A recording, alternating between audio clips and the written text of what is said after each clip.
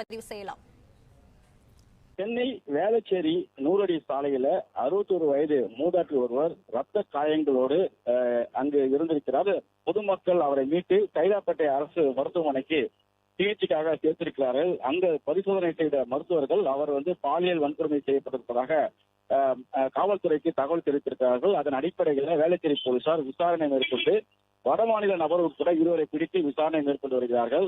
குறிப்பாக பிரியாணி கடை ஒன்றில் வேலை செய்து வரக்கூடிய அவர் அதிகாலை 3 மணி அளவில் ரேபிட் மூலமாக இருசக்கர வாகனத்தில் நூறடி சாலையில் டீ குடிக்க சென்றிருப்பதாகவும் அப்போது அவரை பின்தொடர்ந்து வந்த 2 நபர்கள் அவரை அருகே இருக்கக்கூடிய மறைவான இடத்தில் எடுத்து சென்று பாலியல் வன்கொடுமை செய்திருப்பதாக தகவலானது கிடைக்கப்பட்டிருக்கிறது. வேளச்சேரி போலீசார் தொடர்ந்து விசாரணை மேற்கொண்டு வருகிறார்கள்.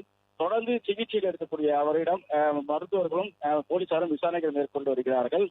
பிரியாணி கடையில் வேலை செய்து வந்த மூதாட்டி அறையில் தங்கியிருந்த நிலையில டீ கடைக்கு செல்வதற்காக ரேபிட் மூலமாக வந்தபோது அங்கு நடைபயிற்சி மேற்கொண்டு டீ கடைக்கு சென்ற போது 2 நபர்கள் அவரை தூக்கி சென்று இந்த பாலியல் வன்கொடுமை செய்வதாகவும் 2 நபர்கள் கைது செய்யப்பட்டிருப்பதாகவும் தொடர் விசாரணை நடைபெறுவதாகவும் காவல்துறை தரப்பில் தெரிவிக்கப்பட்டிருக்கிறது.